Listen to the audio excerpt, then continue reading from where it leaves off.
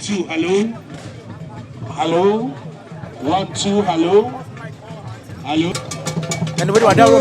You bet one be same. I was near Atu Asante Mali. Wadaoma. Be master kojo. Otu former me saying. Wadaoma na any bida. Me ma me important that for me. Na e mind dey we better. E ma obia. Odo obia. Wadaoma. Owe. Ko tipsy ene console. Nanam aye echichimfo mudimanim Kenya se kokofu yenya ya de baako sabe ene dua yi ene bi da mai ba sabe yenya abre e ba da asena na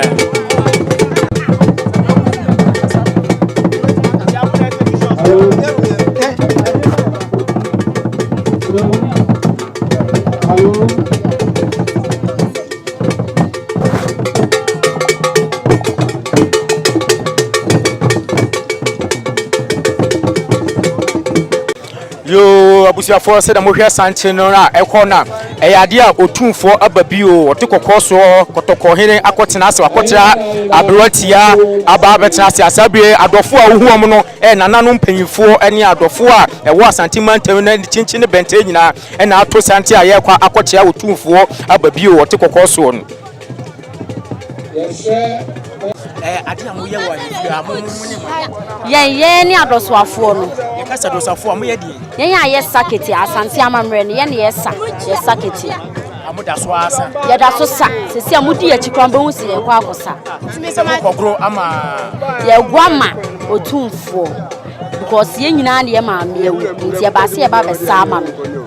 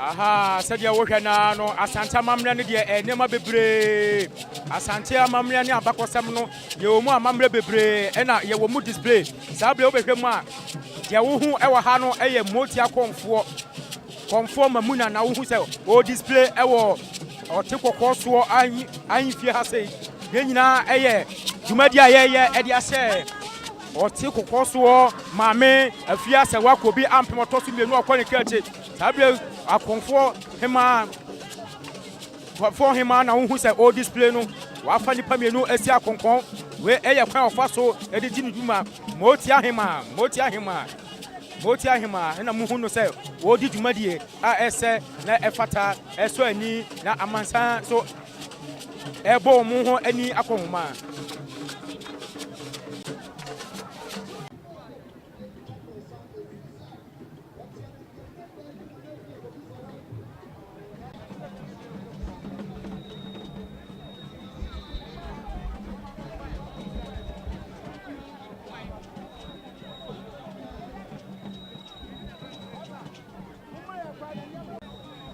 I see a dearly been a moose, a day, air comma, or to cocoa.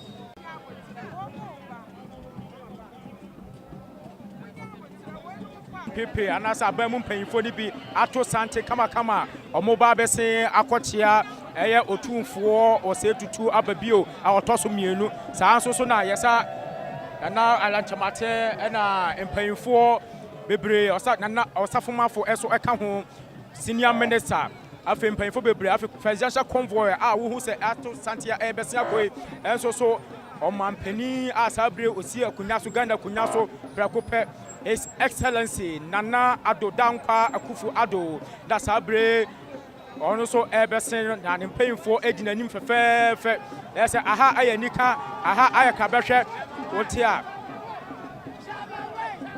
Chama to me, and so and as Abre Wapiamo, Chama to me, and Opejan and Sano, Chama to me, Ashanti Regional Chairman of the NPP Ashanti Regional Chairman. Afin His Excellency Nana Akufu Ado Dankwa, Oman Penia or T. Akunyaso and Magana, that's Abre Abesia or Okoi.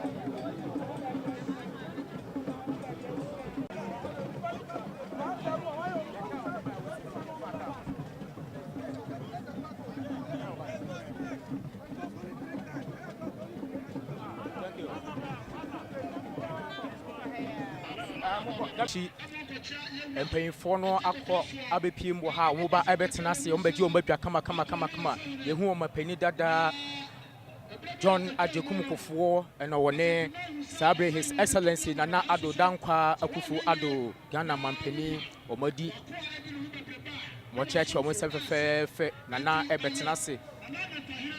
Paying for the now, Betanasi, aha, I fee, aha, I dika ye, which about Cosama Ghana, your walk, editor, a mamma, Nasa Mansenina.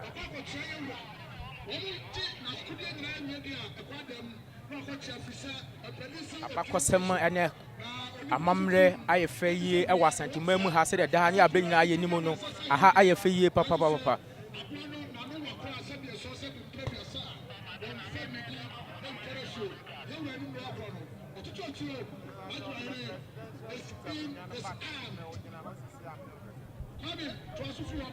Yo, Society Amampayi, Nana Ado Akufu Ado,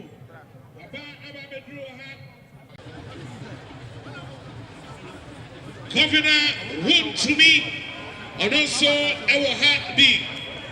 Afe Honorable Afrani Akoto.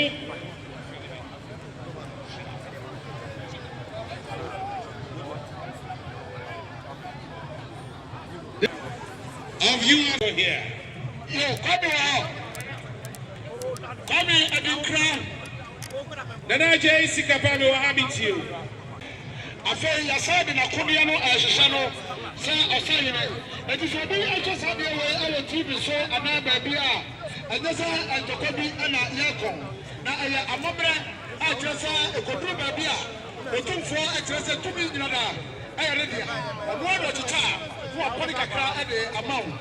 Eti bajo here asa jina kudia adi Baby Mononko yo sabre so eya Nana Ado Dankwa Akufu Ado ba obaye edom kese ena edi ena chie Mr. Robert Owusu Amankwa is the former Ashanti Regional Chairman of the New Patriotic Party Oha Achasa Obo Nachi Dom Srongo Pansokura Sabababa, the newly lawyer, the various members of parliament, any former members of parliament of the New Patriotic Party, Omingina Ewaha, Amokoma, Nana Adutankwa, Mr. Boris B. Odonso Wakaho, Otututuma, Srogo Kwanso, and they Wabema, Obo Emagana football, Ekon Kaya, Wamanso Ewaha. A lawyer for me, Ewaha, and I've now realized that indeed this is a tradition that we have to cherish. Honorable Sampai, I am the NPP Ashanti Regional Secretary, and also Akoma Nana Akwaba. And His Excellency the President, this is what we call a distinguished homage to His Royal Majesty Otumfuo Osei Tutu the Second.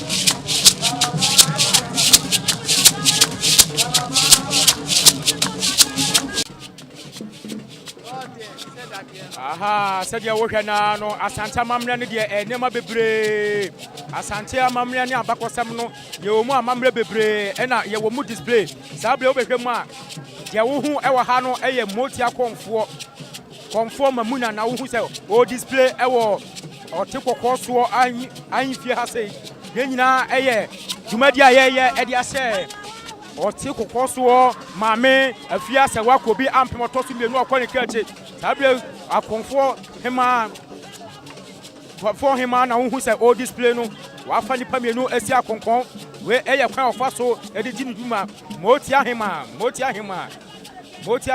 na mu hu no say wo di dwuma die a ese na efata eso ani na amansa so ebo mu ho ani akonhoma.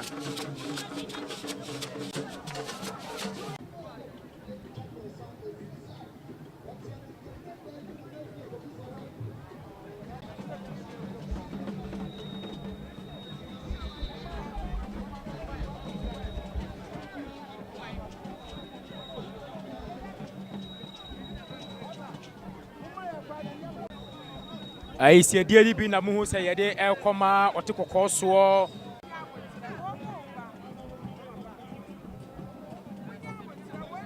Pepe and as a bemum paying for the be Ato Sante Kama or mobile besse Aquatia, Aya or 2 4 or say to 2 Ababio, our Tosumienu, Sanso na yes, and now I lunch a matter and paying for Bebre or Satana or Safuma for Eso account home, Senior Minister.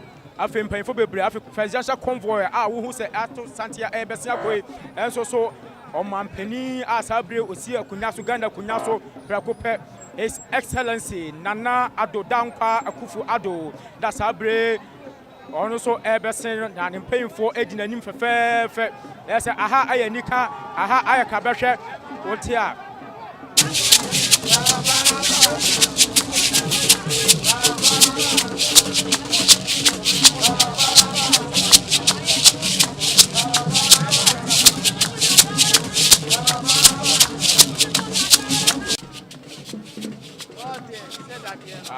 Said you work na no Asante Mamre ne de enema bebre Asante Mamre ne abakosem no ye wo mu amamre bebre e na ye wo mu display sabre obehwem a de wo hu e wo ha no e ye motia konfo mamuna na wo hu se o display e wo ote kokoso an fie ha sei ye nyina e ye dwumadi a ye e de ase ote kokoso mame afia se wakobi ampemoto so mienu akone kache sabre akonfo hema na hu say all display no wafa nipa mienu esi akonkon we eye kwan ofa so e de di dwuma moti ahema na muhu no se wo di dwuma die a ese na efata eso ani na amansan so ebo mu ho ani akonhoma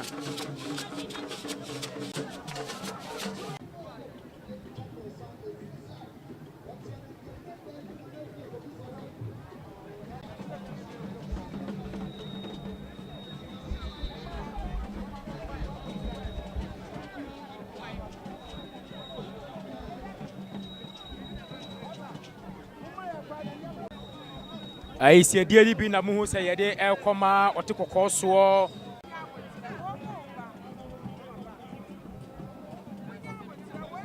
pepe anasa abamu mpanyifo ni bi ato sante kama omoba bese akochia eye otumfo osetutu ababio a otoso mienu saa so na yesa na alanchamate na mpanyifo bebre osa na osafomafo eso eka ho senior minister afi mpanyifo bebre afi presidential convoy a wo hu se ato sante a ebese akoi enso so omampani asabre osi akunya so Ghana kunya so prakope His Excellency Nana Addo Dankwa Akufo-Addo da sabre ono so ebesen na ne mpanyimfo edinanim fefefe ese aha ayanika aha ayakabehwe wotia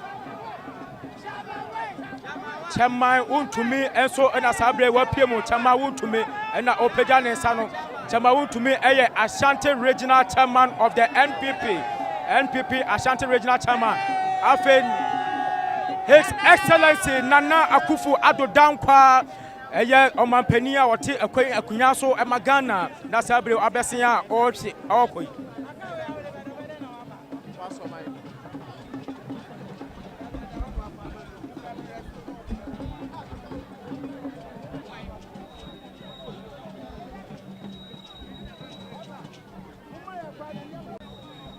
ai se die bi na muhu se yede ekoma otekokọ so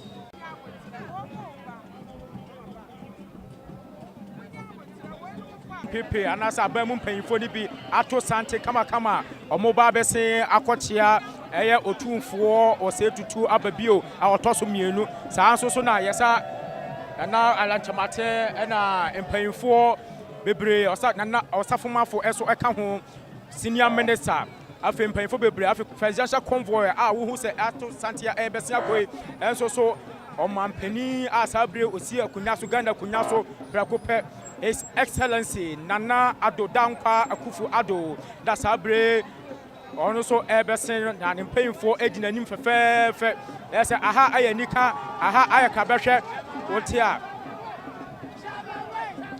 chairman untumi enso na sabre wapiemu chairman untumi na opega ne nsa no chairman untumi eye Ashanti Regional Chairman of the NPP Ashanti Regional Chairman afen His Excellency Nana Akufo-Addo Dankwa eye omampani a wote akunya so emagana na sabre abesia ochi okoi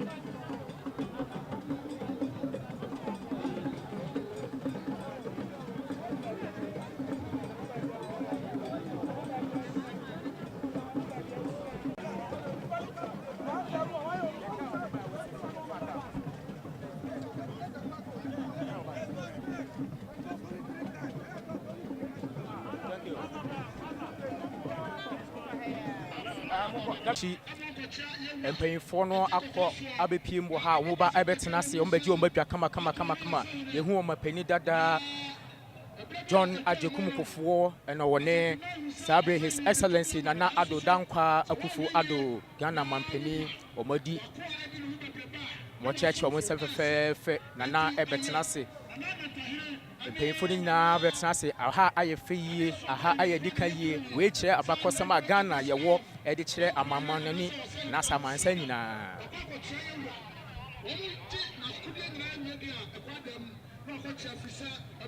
abakosama ene amamre ayefeye ewa Asantuma mu ha se de da nya abanyina ayenimu no aha ayefeye papa